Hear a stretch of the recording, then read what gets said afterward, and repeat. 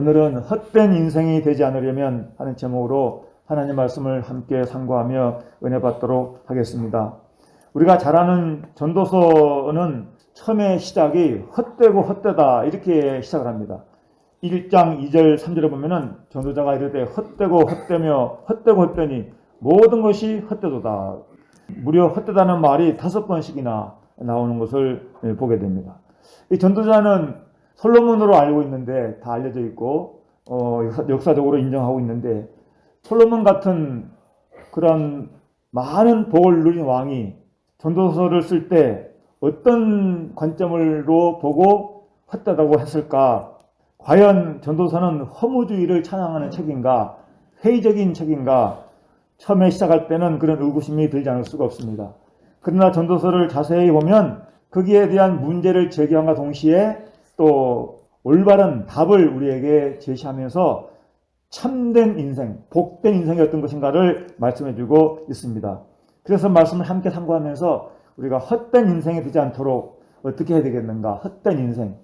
예를 들어서 말입니다. 농부가 열심히 파종을 하고 또 나름대로 농사를 지었는데 결실제가 되어서 수술해 보니까 속에 알맹이는 없고 다 쭉정이만 있다든지 또 열심히 일을 했는데 결실이 없는 그런 어떤 노동의 허무함을 느낄 때 얼마나 참으로 그 고생한 것이 허탈한 생각이 들겠습니까?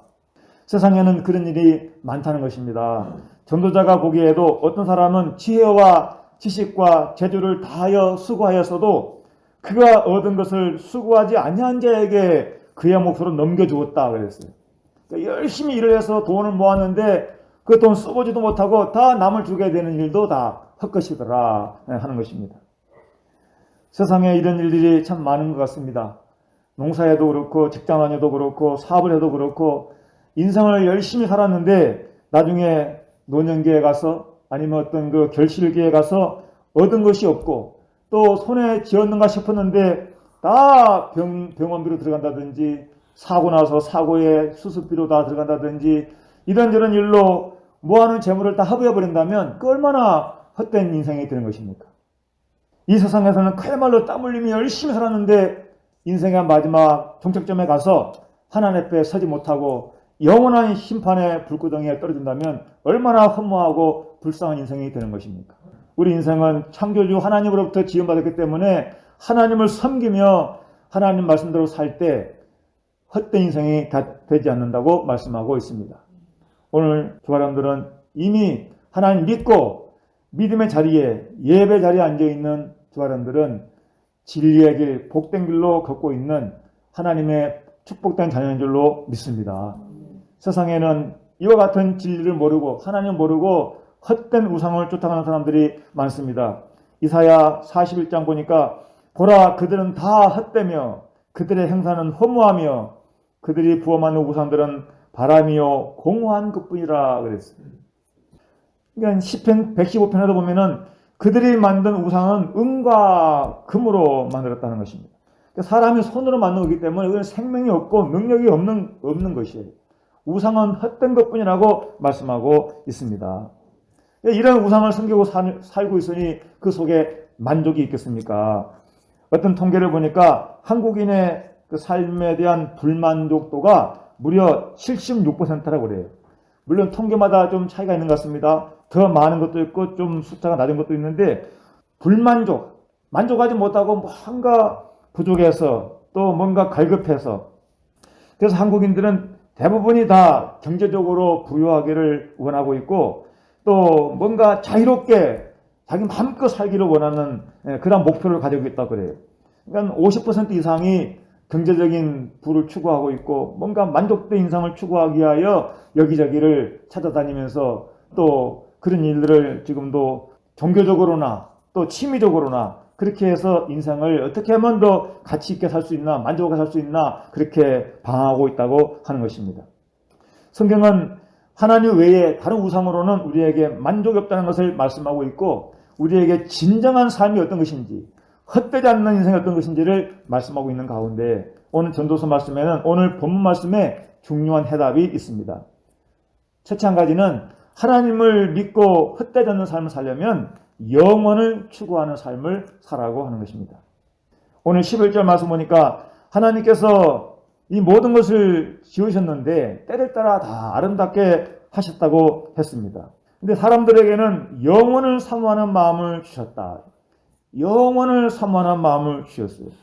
하나님께서 행하시는 모든 것은 다 영원히 있을 것이라 그랬어요. 물론 세상에는 영원한 것이 없습니다. 물질적인 것은 다 언젠가 소멸되고 바뀌게 되는 것입니다. 그러나 영원히 변치 않는 것이 있는데 바로 하나님이시고 하나님 진리의 말씀이시고 하나님 나라인 것입니다. 그래서 그 영혼을 바라보고 살라고 하는 것입니다. 여러분, 세상에 장수하는 직업 중에 하나가 의외로 음악하는 지휘자들이 오래 산답니다. 지휘자. 그래서 일본에는 지휘체조법이 유행할 때가 있었어요. 그러니까 체조 중에 지휘자를 흉내내는 지휘체조법이 유행했다는 거예요. 왜 이런 일이 있었는가 하니까 어떤 사람들이 오래 사는가 통계를 해보니까 음악하는 사람 중에 특히 지휘자들이 오래 살았다고 하는 거예요. 뭐 우리는 다 낯선 이름인데 제가 어떤 글을 보니까 그런 게 있어요. 평소에 음주를 많이 한 사람인데도 베르디나 스트라빈스키 이런 사람들은 거의 뭐 90세 이상 살았고 뭐 스토코프스라는 사람도 95세 살았고 토스카니도 89세 살았고 카라반도 81세를 살았대요.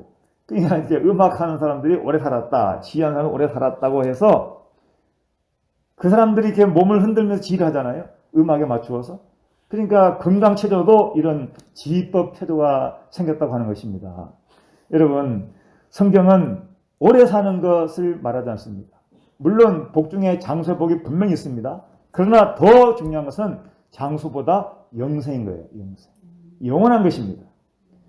여러분, 이 세상도 그 정욕도 지나가되 오직 하나님의 뜻을 향하는 자는 영원히 가느니라고 요한일서 2장 17절 말씀에 말씀하고 있습니다.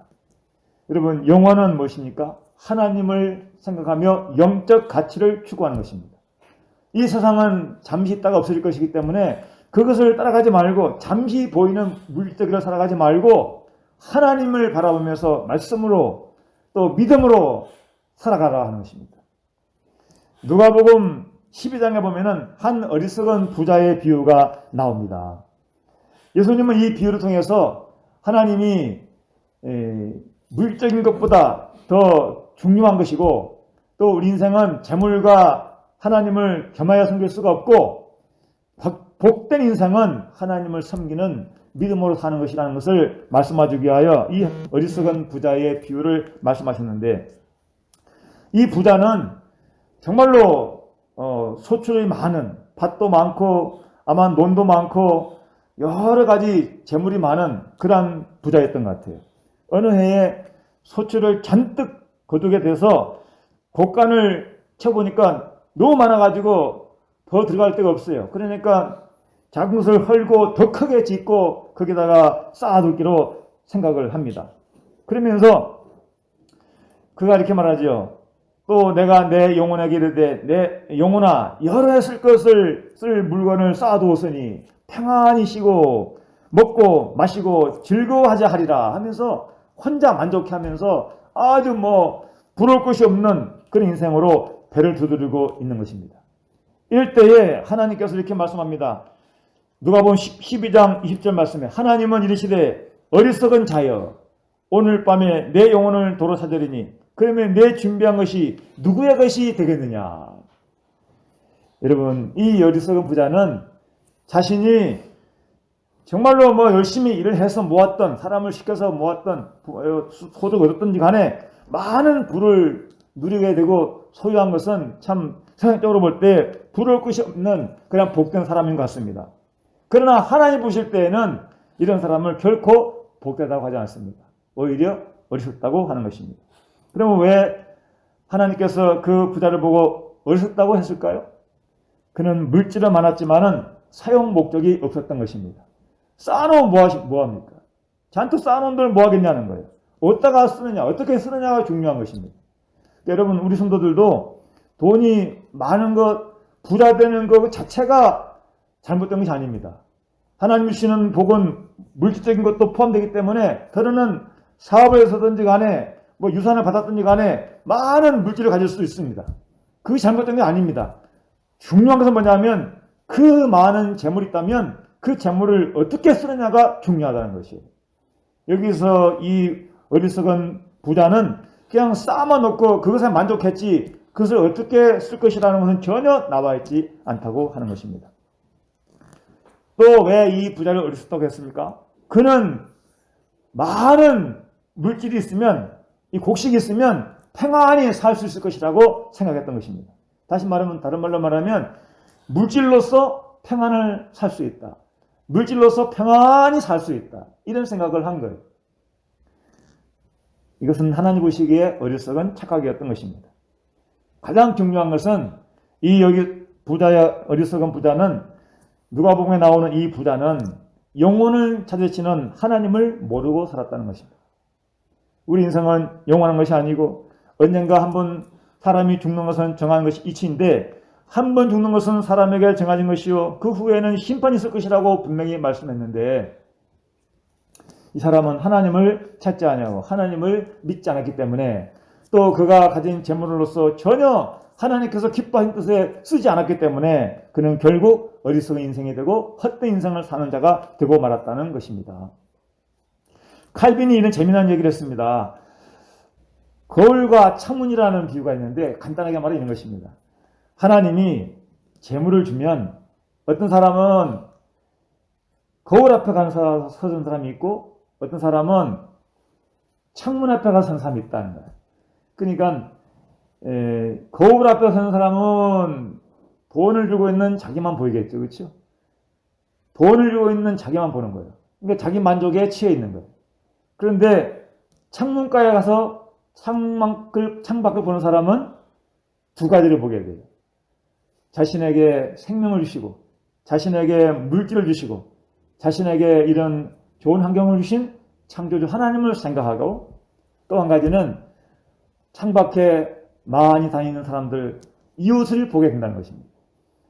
거울을 보는 사람은 자기도 취해 자기 만족에 취해서 자기 정신적인 삶을 살아가는 것이고 창밖을 보는 사람은 자연 속에 있는 하나님의 은총과 하나님의 섭리 하나님의 축복을 생각하면서 하나님께 영광 돌리고 자신에게 주는 이 축복을 이웃을 위해서 선행하는 데 쓴다고 하는 것입니다. 참 저는 일리가 있다고 생각이 됩니다. 예수님께서도 어떤 율법교사가 와서 예수님께 시험하여 묻습니다. 선생님 어떻게 하면 영생을 얻었습니까? 무엇을 하여야 영생을 얻으리까? 라고 물을 때에 예수님은 율법에 무엇이라고 기록되었느냐 네가 어떻게 읽느냐 이렇게 물었습니다. 이때에 그는 내 마음을 다하여 목숨을 다하여 힘을 다하여 뜻을 다하여 주 너의 하나님을 사랑하고 또한 내 이웃을 내 자신같이 사랑하라 하였나이다. 율법에 있는 말씀했더니 예수님께서 내 대답이 옳도다. 이를 행하라 그랬어요. 행하라. 구약의 많은 계명들 하나님의 약속들 듣고만 알고만 있지 말고 그것을 가서 행하라는 거예요. 이럴 때에 하나님께서 그에게 영생의 축복을 줄 것이라고 말씀했던 것입니다. 물론 우리는 당연히 예수 믿고 예수 안에서 주의 말씀대로 살아갈 때 영원한 나라의 복을 누리게 되는 줄로 믿습니다.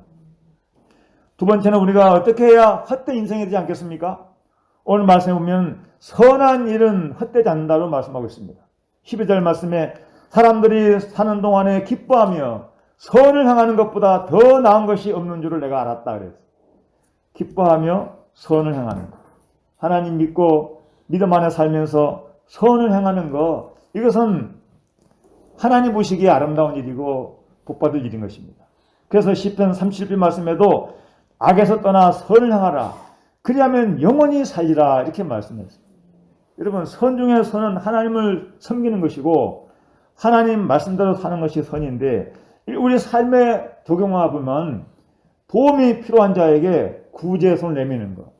오늘 우리 성도들 예배 드리는 것도 선한 일입니다. 선교하는 것도 선한 일입니다. 불쌍한 사람 도와주는 것도 선한 일입니다.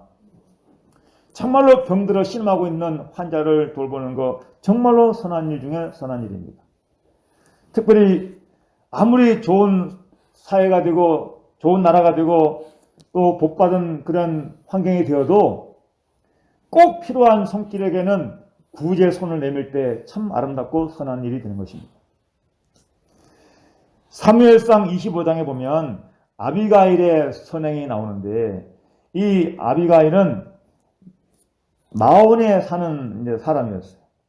근데 이 집은 매우 부자였습니다.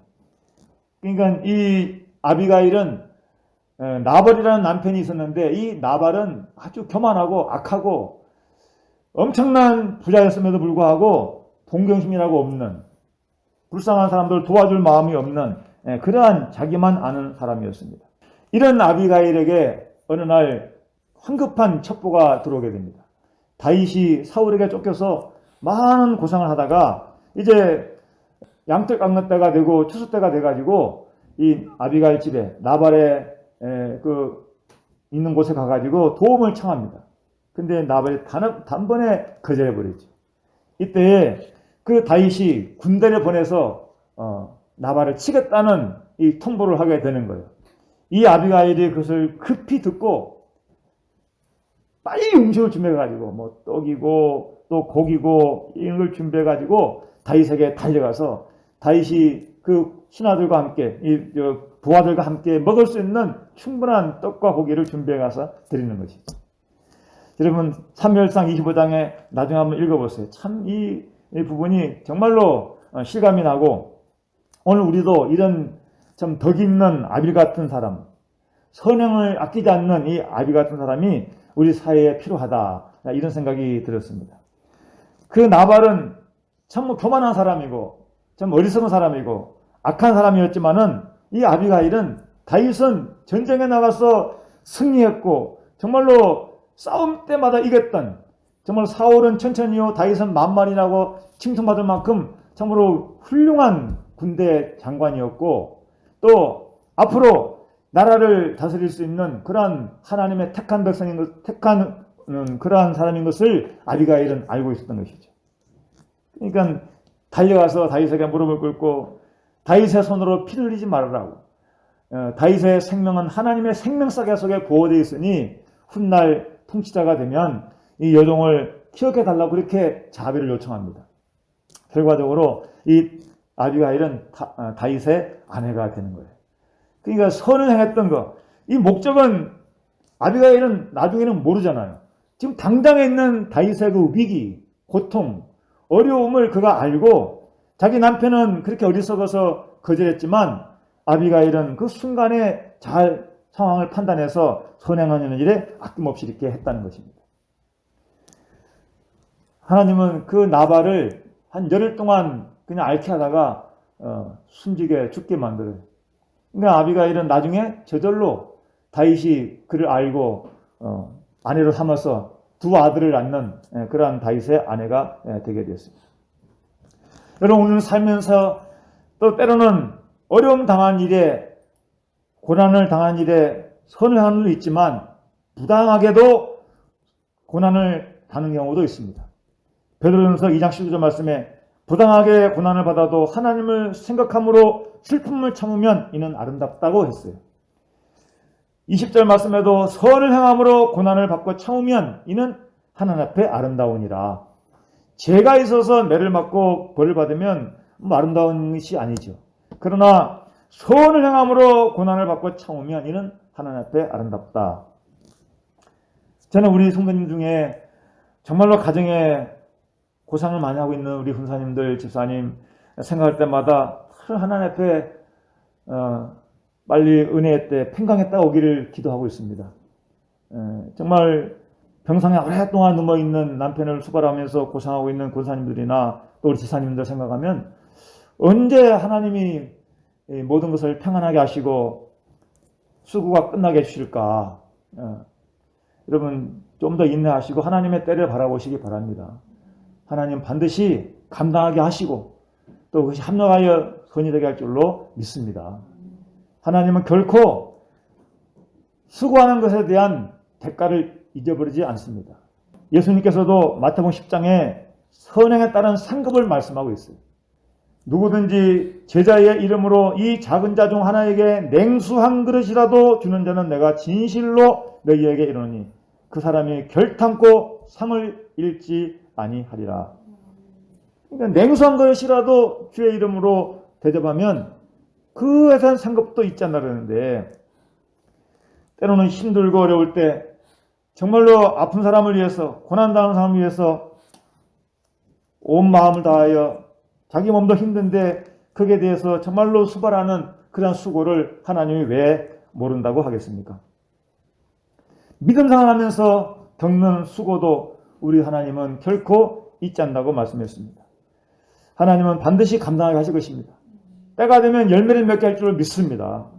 우리는 그러므로 고난의 때에도 낭망하지 말고 원망하지 말고 내가 수고함으로써 한 생명이 하나님의 사랑의 돌봄을 받는다고 생각하고 내가 수고함으로 하나님의 진리가 하나님의 은총이 또 다른 사람에게 전달된다고 생각하고 손을 내밀 때에도 따뜻한 손을 내밀어야 하고 얼굴을 바라볼 때에도 평안한 얼굴을 보여야 되는 것입니다. 우리 인간의 의지와 육신의 힘으로는 되지 않지만 하나님 주시는 은혜를 힘입어 우리를 구원하시고 천국을 우리에게 약속하신 그 하나님의 사랑을 생각함으로 우리가 이런 선을 행한다면 하나님께서는 그런 성도를 기뻐하시고 그런 하나님 자녀들을 위로하시고 축복할 줄로 믿습니다. 고린도전서 15장 말씀에는 고난이 많은 초대교회에 핍박이 많았던 초대교회에 믿음으로 인내할 것을 말씀하면서 특별히 부활에 대한 소망 가지고 믿음을 지킬 것을 말씀하고 있습니다. 고린도전서 15장 58절에 보면은 그러므로 내 사랑하는 형제들아 전실하며 흔들리지 말고 항상 주의 일에 더욱 힘쓰는 자들이 되라. 이는 너희 수고가 주 안에서 헛되지 않는 줄 알미라 했습니다. 할렐루야. 너희 수고가 주 안에서 헛되지 않는다. 여러분 마지막 세 번째는 우리가 어떻게 해야 헛된 인생이 되지 않겠습니까? 오늘 말씀에는 하나님의 법을 지키며 살 것을 말씀하고 있습니다. 다시 말하면 하나님을 경외하는 것, 하나님 말씀을 지키는 것, 이것이 헛되지 않는 인생이 된다는 것입니다. 15절 말씀에 이런 말씀이 있습니다. 전도서 3장 15절 말씀에 이제 있는 것이 옛적에 있었고 장래에 있을 것도 옛적에 있었나니 하나님은 이미 지난 것들을 다시 찾으시느니라고 했습니다. 여러분 저는 이 말씀을 묵상하면서 이미 지난 것들을 찾으신다. 이미 지나간 것을 찾으신다는 말이 어떤 의미가 지나간 걸 찾으신다는 거예요. 그래서 저는 말씀을 이것저것 다 연결시켜서 생각해 보았는데 우리가 지난번에 십계명 말씀도 했고 또 출애굽기 하면서 언약의 말씀도 생각했습니다. 여러분 하나님께서 세우신 이 언약법 특히 십계명 같은 그런 법들은 있다가 없어지는 게 아니라는 거예요. 하나님이 세운 법도는 영원히 있을 것이에요. 그러니까 이 하나님이 찾으시는 이유는 그 하나님께서 이미 세운 법들을 잊어버리고 있다면 그것을 기억해내라는 거예요. 그걸 지켜야 된다는 거예요. 그래서 하나님이 우리를 때로는 말씀으로 심판하실 때 그 말씀을 생각나게 하시고 그리고 잘못된 것은 회개하게 하시고 그리고 하나님을 다시 한번 경외하게 하시고 하나님을 바라보게 하시고 그래서 하나님을 기쁘시게 하는 믿음으로 날마다 승리하게 살 수 있도록 우리를 인도해 주셔요. 여러분 우리는 가장 복된 인생은 하나님을 경외하며 사는 것, 하나님을 섬기며 사는 것, 그것이 하나님 말씀대로 뜻대로 살아가는 것이에요. 하나님을 섬기는 것은 정말로 복된 인생인데 제가 두 사람에 대한 어떤 예를 하나 들어보겠습니다. 세실 로드라는 사람이 있고 리빙스턴이라는 사람이 있는데 이 사람은 영국의 아프리카 탐험 초기에 대표적인 사람인 것입니다. 로드는 남아프리카의 황금 전쟁을 벌이어서 원주민을 수십만 명을 학살하고 황금과 다이아몬드를 착취하다가 영국에 갔다가 주고 그는 애국자라는 칭호를 받았고 자기도 받았습니다. 그런데 이 리빙스톤은 아프리카 가서 선교의 길을 만들고 선교에 전념을 했어요. 그러다 보니까 이런 로드 같은 사람이 노예를 착취하고 또 학살을 하는 것은 금하고 노예 제도와 침략 전쟁을 반대했습니다. 그러니까 그 당시에 영국으로 볼 때는 반역자가 되는 거예요. 그래서 그는 오히려 미움을 받고 배척을 당했습니다. 그러나 결과적으로 어떻게 됐는가? 로드는 그가 어디에 묻혔는지도 몰라요. 한때는 나라의 애국자라고 칭을 받고 국가에서 주는 자기도 받았지만은 지금은 어디에 묻혔는지 역사의 흔적도 없이 사라졌다는 거예요. 그러나 리빙스톤은 그는 그런 칭호를 받지 못하고 당시의 나라로서는 오히려 미움받는 사람이었지만은 하나님 보시기에 정말로 선을 행하고 하나님을 경외하고 복음을 전하는 선교의 일에 전념한 결과로 많은 영혼들이 그를 기억하고 있고 하나님께서 그에게 놀라운 영광을 주었습니다. 그래서 그에게는 정말로 하나님께서 원하시는 그런 많은 열매를 맺게 할 뿐만 아니라 그가 가는 곳마다 리빙스턴의 그 선교 흔적이 남겨져서 이 시대까지도 그를 인정받게 하고 또 추앙받게 하는 그러한 인물이 되게 해주셨다는 것입니다. 그러니까 한 사람은 자신의 육신의 향락을 쫓아가는 세상의 명예를 따라가는 사람이고 한 사람은 영적 가치를 쫓아 하나님을 경외하는 사람이고 그래서 결과적으로 두 사람의 마지막 평가가 극과 극으로 갈라졌다고 하는 것입니다. 우리 인생도 마찬가지일 것입니다. 자신의 육신의 배만을 위해서 달려가는 인생은 나중에 험한 인생이 되고 말 것이고 하나님을 기쁘시게 하는 믿음으로 사는 사람은 하나님이 알아주시고 하나님의 세우신 교회가 알아주고 또 이 세상이 알아주는 그러한 믿음의 영광을 얻게 될 것입니다. 그래서 가치 판단의 중요성이 아주 의미가 있습니다. 한국 사람의 20대, 30대는 거의 50%가 사람들이 어떻게 사는 것이 옳은지 가치 판단에 혼돈을 느끼고 있다는 어떤 통계가 있었습니다.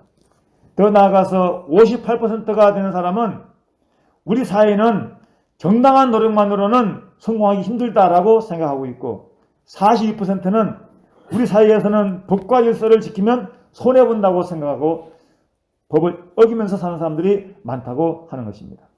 그러나 성경의 약속은 그렇지 않습니다.